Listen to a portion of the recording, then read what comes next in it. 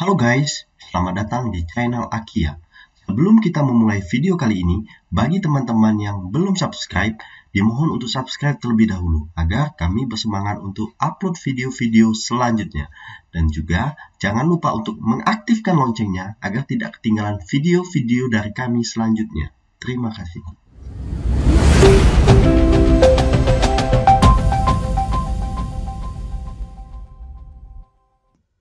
Halo guys, selamat malam. Waduh, saya akhirnya bisa update video lagi ya guys.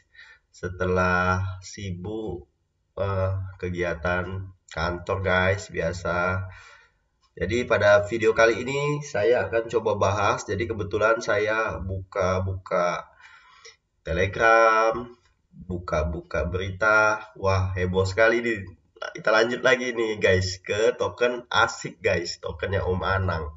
Jadi di sini dijelaskan bahwa ada berita yang sedang hot banget nih guys. Jadi di sini beritanya itu tentang si Bapepti nih guys. Dia men-tweet, yaitu membalas tweet dari Loophole Academy nih guys. Jadi di sini dituliskan oleh Loophole Academy ini bahwa gimana ya, anggota DPR boleh ya promoin token gini, cuman ini masuknya kewenangan info Bapepti. Nah, jadi di sini dibalas sama Bapepti ya guys, bahwa selamat siang. Jadi ini siang tadi jam 11:31. Dapat kami sampaikan bahwa token asik dilarang untuk diperdagangkan karena tidak termasuk dalam 229 aset kripto ya guys, yang boleh diperdagangkan dalam transaksi aset kripto di Indonesia sesuai dengan peraturan Bapepti nomor 7 tahun 2020.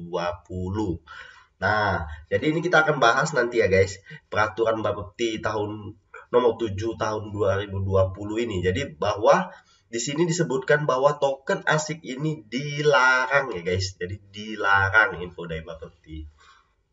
Nah, jadi di sini kita akan coba apa sih sebenarnya Bapepti ini. Mungkin sebagian teman-teman sudah pada tahu. Nah, jadi di sini saya jelaskan secara singkat apa itu Bapepti. Bapepti yaitu merupakan badan pengawas perdagangan berjangka komoditi ya guys. Jadi ia memiliki kewenangan yang pertama itu menertibkan izin usaha bagi bursa berjangka, lembaga clearing yaitu, dan selanjutnya dia juga mengesahkan peraturan dan tata tertib, rules dan regulasi tentang bursa berjangka dan lembaga clearing berjangka, serta kontrak berjangka yang akan diperdagangkan di bursa berjangka, termasuk perubahannya.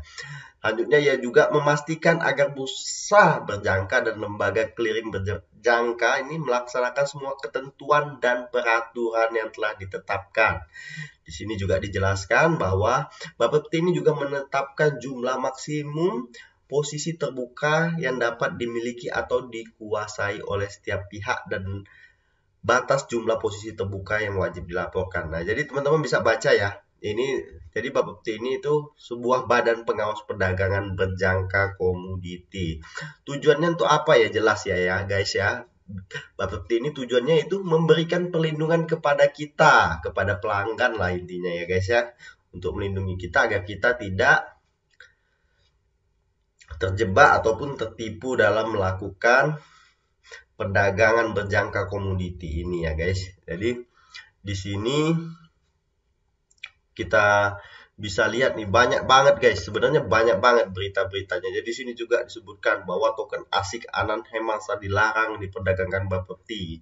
Beberkan alasannya bahwa sesuai pertama itu Bapepti itu ini tidak sesuai dengan peraturan Bapepti nomor 7 tahun 2020. Nah, di sini juga disebutkan bahwa juga ada berita info yang beredar bahwa video yang ada di ini Bang Judika di sini ya guys awalnya.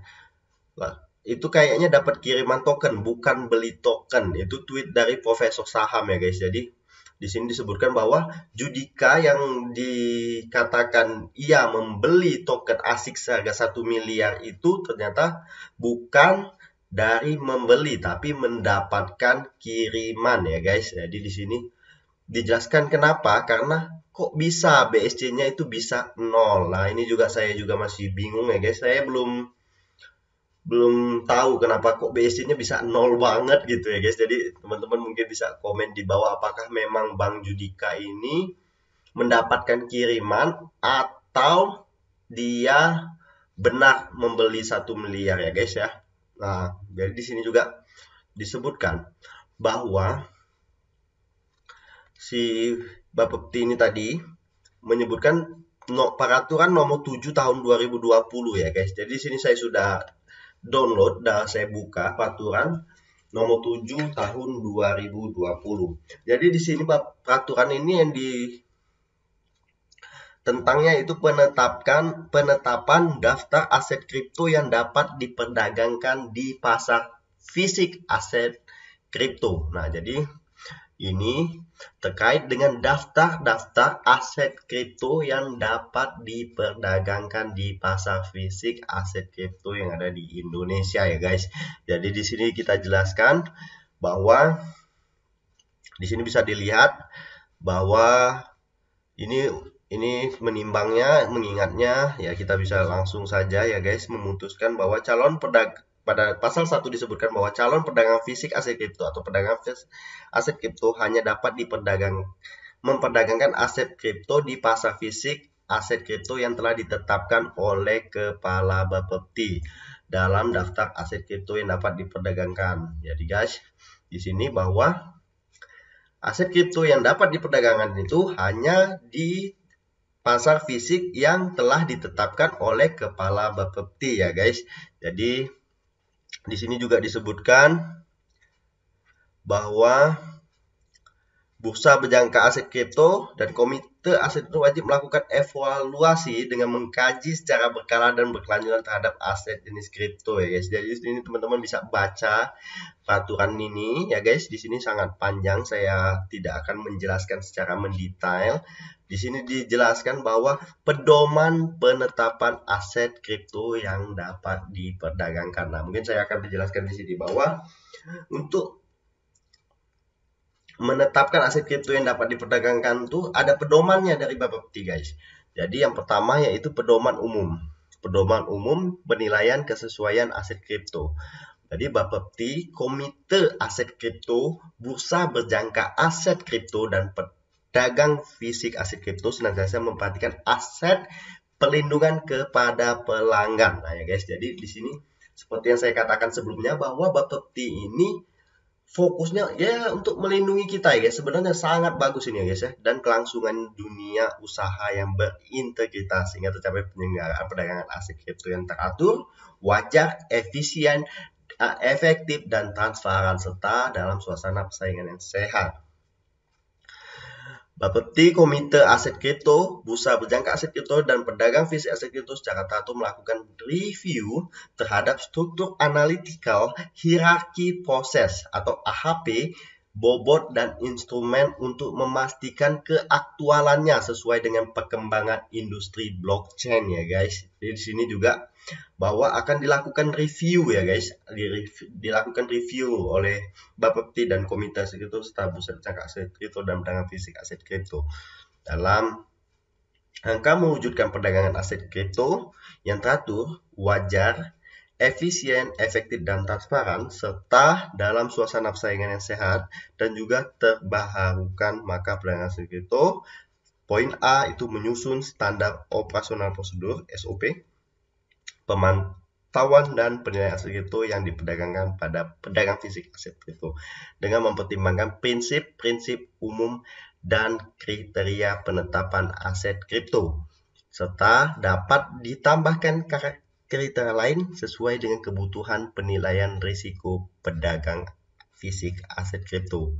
Di sini juga dijelaskan lagi ya guys, teman-teman langsung baca aja ya guys karena ini terlalu panjang, bahwa kita dapat melihat nih pedoman-pedoman yang dapat diperdagangkan di pasar fisik aset kripto. Yang pertama itu prinsip umumnya itu tetap memberikan ruang pertumbuhan bagi berkembangnya sektor teknologi blockchain di Indonesia. Itu tujuannya itu untuk menjaga masyarakat pelanggan itu dari risiko eksploitasi monopolistik dan perilaku pasar yang tidak wajar. Gitu ya guys ya. Di sini dijelaskan ya guys pedoman-pedomannya. Kita muncul berkembangnya teknologi di sini kan disebutkan semua. Lebih lanjut lagi tentang kriteria dan subkriteria serta ukuran dalam menentukan penilaian scoring dalam menentukan aset kripto. Jadi mereka itu memilih 229 ini 229 ya tadi ya. Aset kripto ini berdasarkan ini guys, berdasarkan pedoman ini. Jadi ada daftar koin-koin yang sudah boleh diperdagangkan 229 koin ini dan diupdate 17 Desember 2020. Nah, jadi teman-teman memang di sini belum ada token ASIC ya guys. Tapi mengapa saya katakan bahwa ini memang sedang proses ya guys. Kenapa? Di sini sudah disebutkan di websitenya ASIC Token bahwa mereka akan melakukan apa? Bapepti ini sedang dalam proses ya guys. Itu di roadmapnya dijelaskan bahwa license Bapepti itu akan direncanakan di Q1 fase ketiga ya guys. Jadi misalkan kita anggap Q1 fase 1 itu bulan Januari misalkan, atau Q1 2 itu di Februari ini, dan Q1 di bulan Maret. Berarti Bapepti ini rencananya token ASIC ini akan melakukannya di Q1 di fase ketiga. Di sini sudah disebutkan bahwa Bapepti ini sedang dalam proses ya guys. Nah, itu juga saya baca di ini kumparan.com.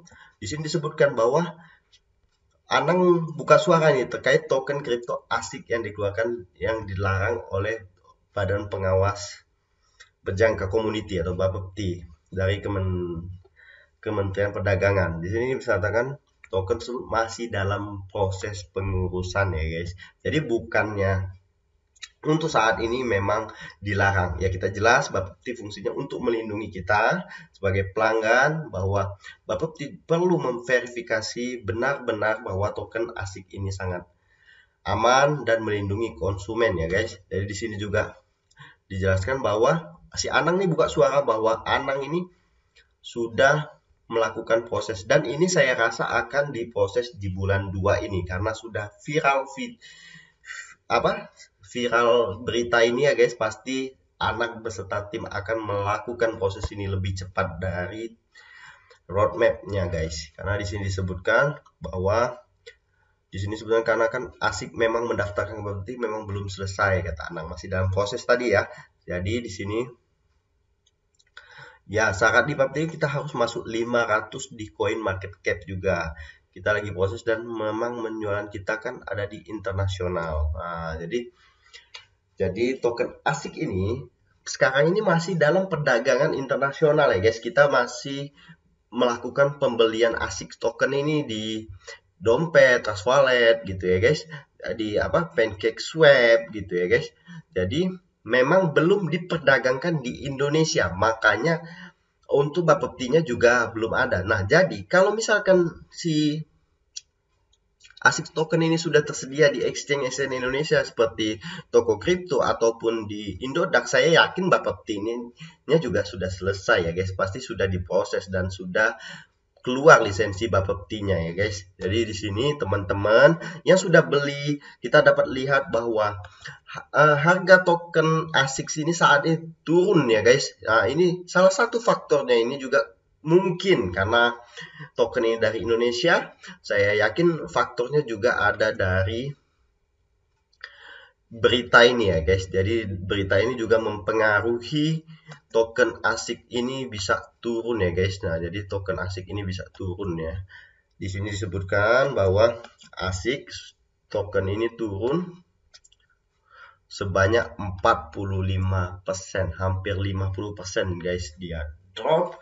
Mungkin salah satunya akibat pertama video Judika yang mungkin dia tidak melakukan pembelian karena terlihat bahwa BSC memang 0. Tadi saya juga sempat lihat video itu, terus dia juga